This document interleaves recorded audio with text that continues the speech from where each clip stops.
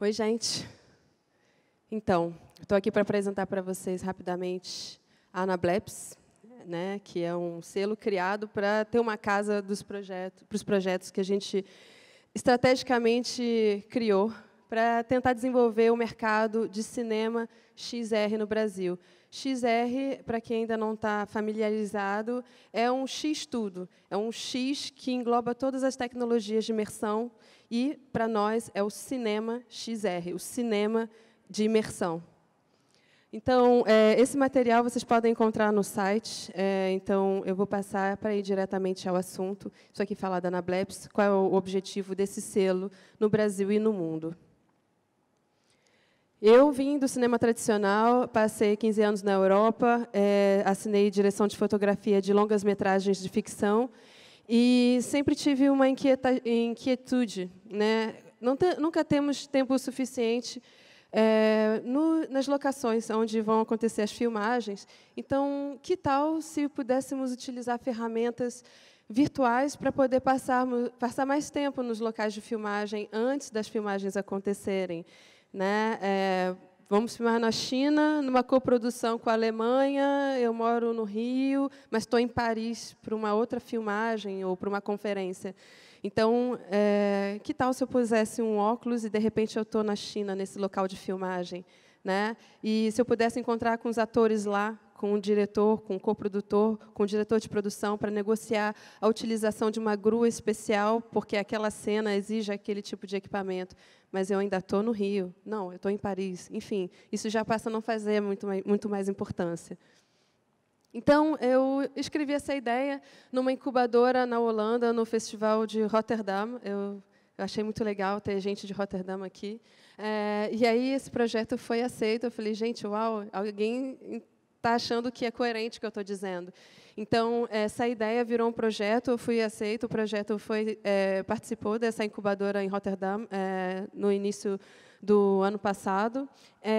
E aí teve o pitching, e nesse pitching eu fui convidada para participar da aceleração na Berlinale, que é o Festival Internacional de Filmes em Berlim.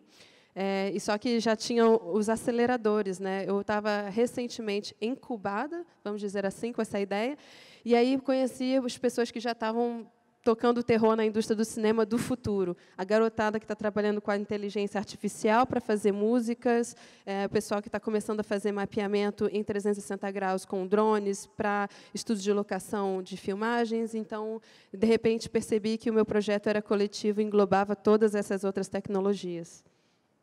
E foi um sucesso também, foi muito legal. E aí, participamos com esse projeto que começou a virar conteúdo também. Comecei a me apaixonar pela ficção também na realidade virtual como autora. E aí precisava criar esse selo que acolhesse todos os projetos, então virou a Anablebs, que é uma empresa brasileira. Afinal de contas, não queria que assinássemos o tempo todo inovação tecnológica para a indústria do cinema do futuro, apenas como lado francês, que é onde eu vivia. Agora, começamos a assinar tudo em português no Brasil, e acredito muito que o Brasil seja pioneiro em muitas áreas diferentes do cinema do futuro, graças a essas ferramentas tecnológicas. No World VR Forum foi um sucesso também, a comunicação com o coletivo, né? E a Al Jazeera entendeu que, justamente com o fato da gente trabalhar agora numa era de colaboração de conteúdo, onde o teu conteúdo pode depender do outro e pode ficar muito mais rico e interessante com a colaboração, porque a localização física já não é mais tão importante assim, vamos dizer, a Al Jazeera criou a Contrast VR, que é um canal específico para conteúdo em 360 graus. E aí fomos lá no Complexo do Alemão, no Rio, fomos no acampamento de sem-teto dos trabalhadores em São Bernardo do Campo e fizemos reportagens para a Al Jazeera, agora já em realidade virtual. E aí, com acesso, né, aos dispositivos que estão cada vez mais populares, mais baratos e mais leves, uma câmera desse tamanho, que não é muito mais pesada do que esse controle, pode ser usada para revolucionar a indústria de telenotícias também. No Festival de Cannes, fizemos uma entrevista com o presidente da Ancine, o Christian de Castro, em 360 graus, a bordo de um barco. E essa entrevista vai ser lançada no nosso canal nos dias que se seguem aí, nessa semana. E esse conteúdo ele também é fonte de aprendizado e capacitação, porque a gente fala do business, dos novos modelos de business plan para a indústria de cinema do futuro globalmente e principalmente no Brasil. E a gente se pergunta como que vamos poder solucionar e acelerar esse mercado brasileiro para poder exportar essas obras de cinema em realidade virtual.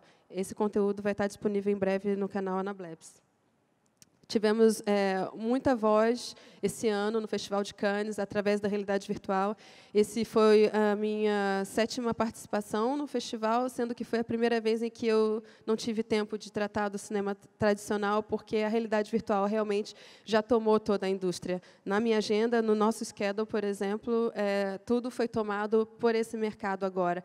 E aqueles tubarões em que eu batia a porta e ficava correndo atrás, agora eles é que correm atrás da gente, porque eles precisam entender o que é que vai acontecer, como que a gente está fazendo.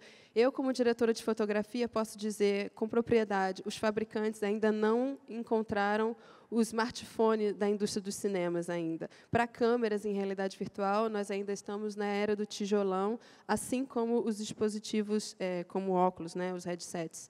Então, estamos juntos trabalhando os jovens com os tubarões antigos de 40 anos, 150 filmes nas costas, 200, sei lá, Panavision e grandes fabricantes da indústria do cinema, Samsung, Sony, HTC Vive. Ninguém está me patrocinando aqui, mas eu estou falando isso porque justamente são as pessoas, as instituições, as marcas que estão mais procurando atualmente encontrar soluções para que a gente possa filmar, fazer cinema em realidade virtual com qualidade, ótica, de movimentos e de informática.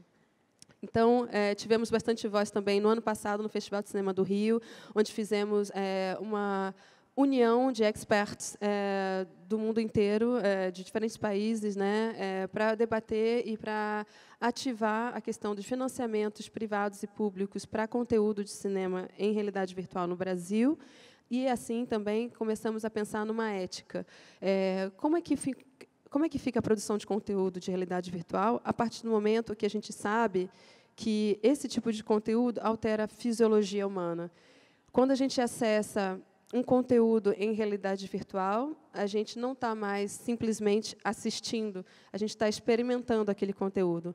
Então, aquele conteúdo fica armazenado no nosso hipocampo, que é a zona responsável pelas memórias vividas, experimentadas. Então, a partir desse momento, que nós sabemos, nós produtores, autores de conteúdo em realidade virtual, a partir do momento que sabemos em que esse conteúdo altera a nossa fisiologia, a gente passa a ter, obrigatoriamente, mais responsabilidade sobre a ética desse conteúdo. Então, esse é um assunto que a gente tem debatido e defendido bastante nos polos de debate sobre financiamento de conteúdo e tecnologia de cinema em realidade virtual. Existe uma ética, uma responsabilidade que é diferente. Então, isso tem sido ouvido também aqui no Brasil, desde que resolvi voltar, 15 anos depois de ter ficado fora, e estamos atuando em diferentes frentes. Criamos, junto com algumas empresas do Brasil, uma associação, um hub, que se chama XRBR, que tem fanpage, tem Slack, tem grupo de WhatsApp, tem fanpage, Instagram, e temos uma reunião mensal em São Paulo, que é o que a gente chama de reunião de condomínio, e no Rio são meetups, para debater a arte e a tecnologia nesses novos veículos imersivos. É aberto ao público, sem fins lucrativos, e estamos abertos a ideias, pessoas que estejam curiosas e com novas ideias. Temos, dentro da Anablebs, então, projetos de autoria própria, de ficção, onde existe a interatividade imersiva. Essas escolhas das histórias elas vão passar a ser rastreadas no futuro. Cada filme vai ter um rastreamento do olhar, que se chama eye tracking. E esse rastreamento ele vai ser a nova moeda do futuro no conteúdo, porque, a partir do momento que eu sei que aquela jovem moça de blusa vermelha olhou um carro azul na cena do filme que ela estiver experimentando em realidade virtual, não mais assistindo, agora ela é experimentadora, não é mais espectadora, se eu sei que ela olhou para esse carro azul, esse eye tracking, esse rastreamento do olhar dela está registrado. Então, assim como o motor de busca dos sites Google e todos os outros motores de busca, esse rastreamento ele vai ser negociado e quando você clicar com o olhar num sim, eu aceito o que está escrito aí pequenininho para poder acessar esse conteúdo, você também está autorizando que o teu olhar seja registrado e seja negociado. Bem, Catalepsia é um filme que fala sobre a paralisia do sono. E é uma maquininha de bem-estar no final. Você tira o dispositivo e pensa, e sente, uau, eu estou vivo, vou viver da melhor maneira possível. Esse é o objetivo. Eurídice é uma releitura do Orfeu Negro, que é um filme de coprodução francesa e brasileira de 60 anos atrás, né? Ganhou o Oscar, ganhou a Palme d'Or no Festival de Cannes, e estamos fazendo aí uma releitura, só que dessa vez do ponto de vista da Eurídice ou do Orfeu. E nesse percurso, você pode ser Orfeu ou pode ser Eurídice. E aí você tem ou a Eurídice do seu lado ou você tem o Orfeu. E nesse percurso da história, algumas coisas acontecem, você vai ter que escolher esse percurso. E estamos em coprodução com a Suíça, num projeto que se chama Cosmic Birds, que é um filme sem interatividade, mas é em realidade virtual. É um documentário que está sendo filmado na Amazônia e estamos na etapa de protótipo.